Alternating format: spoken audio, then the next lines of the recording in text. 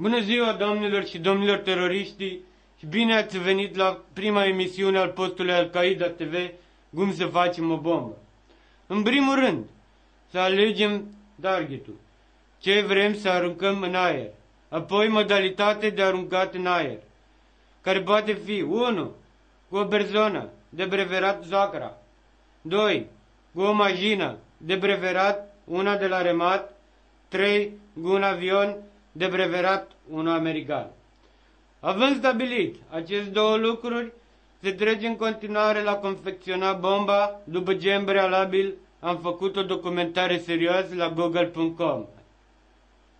Acum, se ia 1 kg de kiwi, 1 kg de portocale mai curățat de coajă și lăsat la fermentat, cel puțin o săptămână, care se amestecă.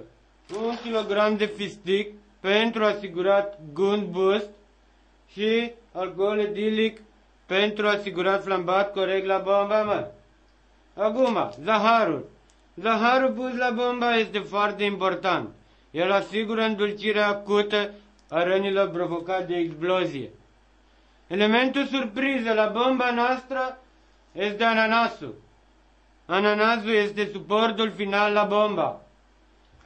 Acest cocktail se consumă fără prieteni și fără familie. Beție veșnică dușmanilor.